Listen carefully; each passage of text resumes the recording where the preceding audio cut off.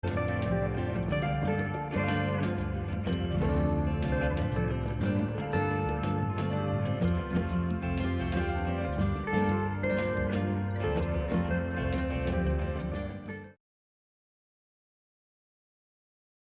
morning.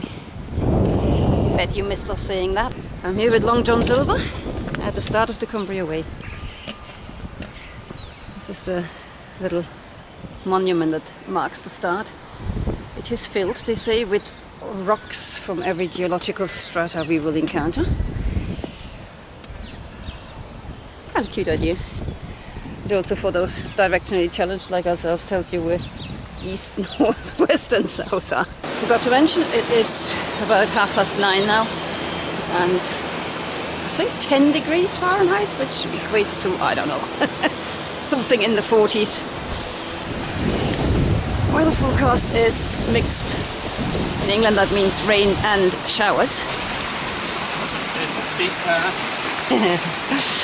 The start of this trail is deceptively nasty, with a very short but very steep climb out of Ulverston. It's squelchy today, but otherwise alright. There's the famous lighthouse, or lighthouse-like structure. It's the John Barrow Monument. John Barrow man? Oh, why am I trying to remember facts when I can just look them up and write them on the screen, eh? This is quite a common thing in England, that official hiking trails will lead you right through somebody's farm. Occasionally farmers create it. Of cows, I like. Yeah. Yeah, occasionally the farmers provide detours around their property if it bothers them too much, but this one hasn't, they just warn you. After you attach to anything. Oh, okay, thank you. There's a lot of this on the beginning of the Cumbria Way. Actually, there's a lot of that anywhere in England. Little wall styles, little gaps. Things you really shouldn't be holding a camera while doing. Goodbye. Ooh. The owl coming out. You're getting quite a bit of elevation at the beginning. In short, sharp bursts. There's a nice view over the bay. Or it would be if it was, you know, not grey and grey, but and there's Ulverston. And the sea! It started to rain, and we're lost. There's Brian, sporting his new rain cover for the first time. Well, rain cover, rain gear, rain, whatever. It's a sort of hybrid between a jacket and a poncho. There was a sign up there, Cumbria Way going this way, which seems a perfectly good way to go. However, all the GPS wants us to go down that way and parallel to the road, but there isn't a path, so we're just kind of gonna carry on in this direction and hope that the GPS is wrong. It happens from time to time. Stream crossing. Yeah. Don't joke about it, we'll probably slip and fall flat on our face in it now. Yeah, I bet they are. Everything else is. They've already got lambs. Poor little mites. Got another cold front coming in soon. The two black ones are really small. Look at them. You can barely walk. You're fresh, aren't you? There you go. What a beautiful set.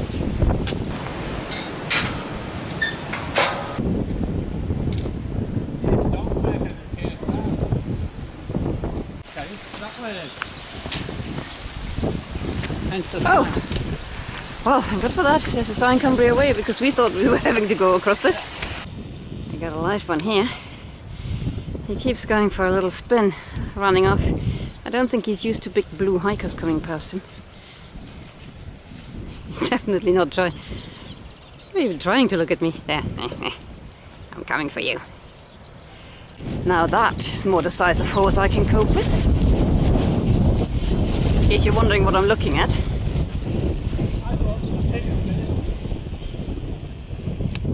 That tiny thing. And that tiny thing. Trying to get a bit excited and do kicky stuff. Oh. God, how cute. See? Oh. Cross between a horse and a goat. Oops. It's okay, darlings. Are you hobbits? Hobbit horse.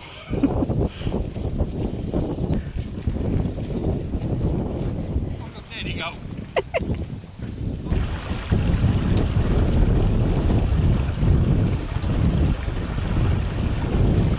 So amongst the things we forgot about Cumbria Way is that quite a lot of it in the beginning is on roads.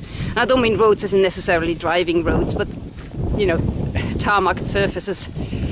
We've just come down a road, we're cutting over a little bit of grass onto another road, which incidentally is an easy turn to miss because you can't really see the signpost from up there.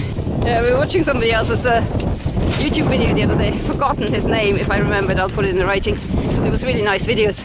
And he pointed out this Beautiful stonework. the beautiful stonework on these gate posts, and we were like, where the heck was that? Well, here it is. It really is quite remarkable. He was right about that. Don't get that many nowadays. Proper craftsmanship.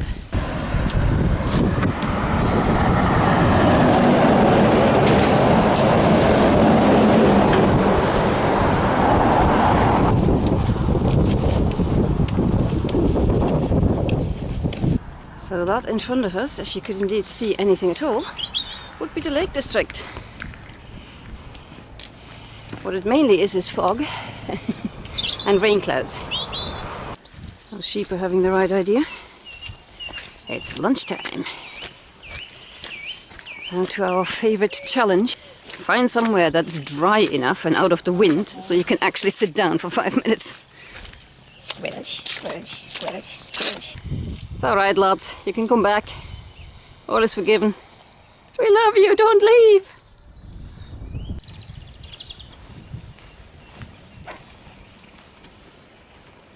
There's a big sign over there. On yonder rock. Turn to your right. Oh yeah. That rock.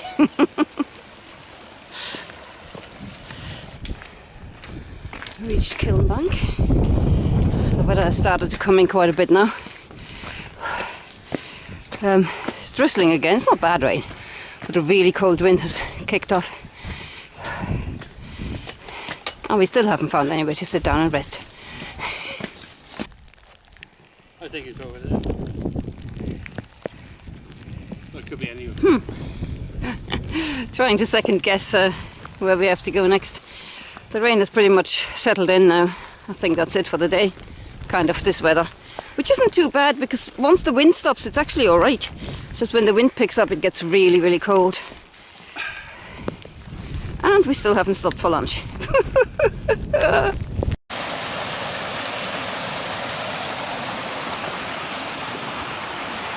I think that's us. So right on cue it kind of stopped raining. So we decided to just stay here and have our lunch finally.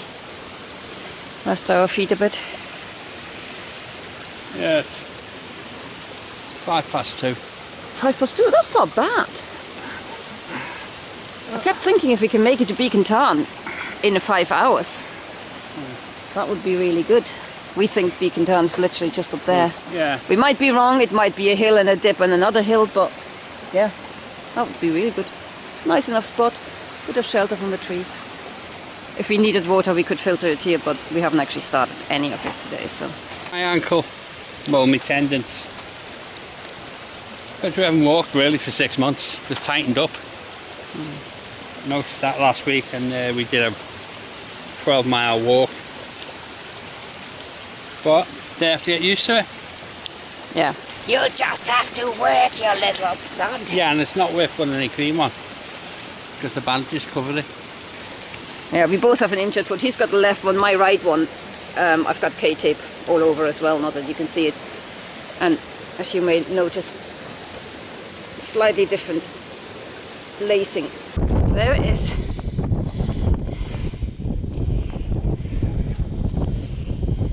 This is where we camped last time we were here. Just down there. I mean, it's a lovely, lovely little spot to camp if if you arrive late in Ulverston. Very popular, very squelchy.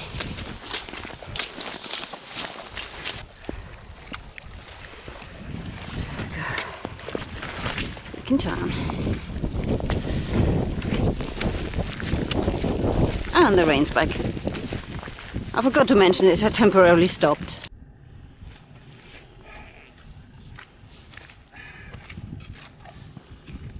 Progress around the town is a bit slow today because we're keeping to have to pick our way around stuff like that.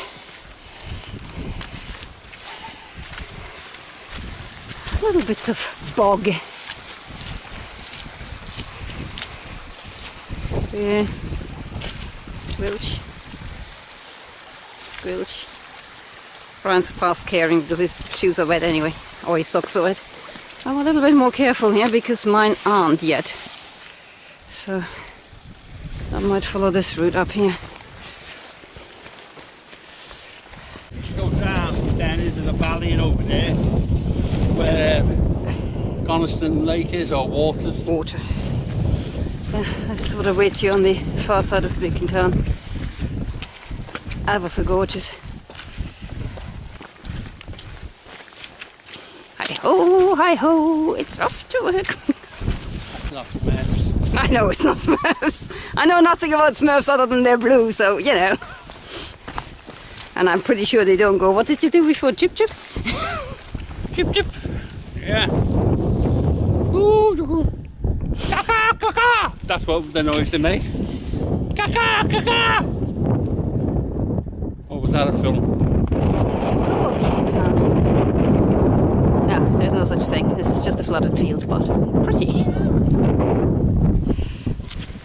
We stopped for a moment to consult the maps because we weren't quite sure where we're going. Rustled some plastic. And you got new friends. And this happened. I think they thought it was feeding time at the zoo. Sorry guys, we were just lost hikers. There you go. Sheep is still falling there. We love you, don't leave. Lamb sauce. No need for that. No. That's what they're saying as well.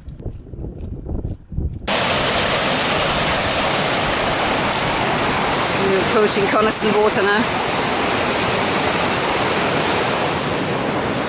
The path has been all kinds of slick, as you can see. Over here.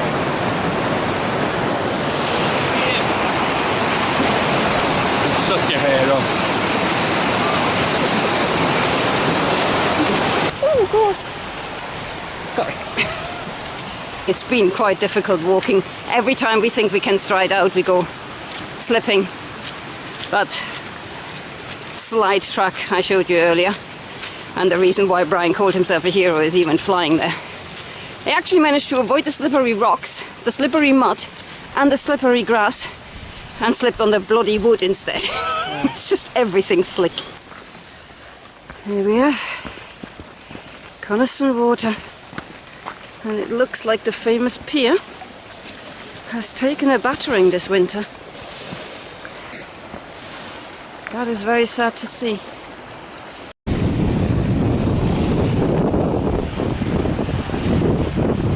Wind's picking up, sun's going down. Hair's blowing. It would be. In spirit his hair is blowing.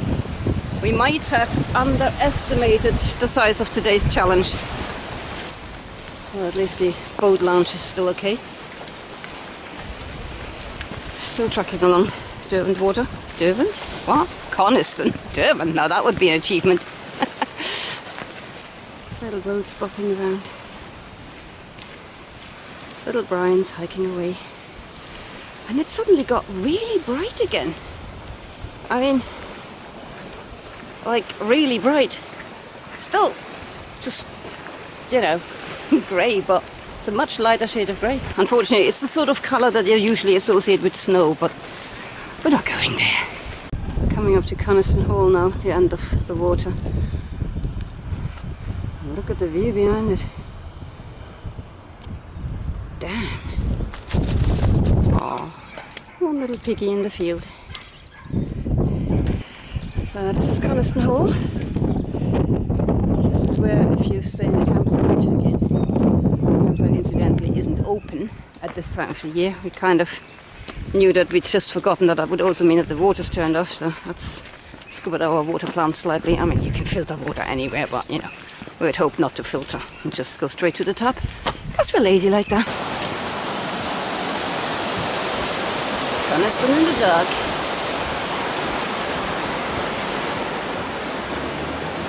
Pretty little village.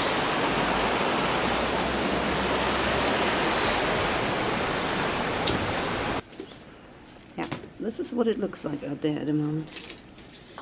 So we're going to be cheeky buggers and sleep in here. We were going to pitch a tent somewhere in the sort of vicinity, but it's like several inches deep mud. It's not worth it. If we get a chance, we'll show you in daylight what this looks like, but we kind of need to sneak out early in the morning, so because we probably shouldn't be sleeping here. Time for dinner. It's been a long day. Somebody's left a bottle there. I shall hike that out with me tomorrow, because we know that in about 2 hours from here we'll be up at a public car park, which probably has bins, so yeah. We shall leave this place cleaner than we found it, to say thank you for sleeping here. We set off at Ulverston at around 9:30 in the end, and started our trail through mostly farmland and smallish hills. The path is relatively well marked at this point, although you can get lost, as we've demonstrated.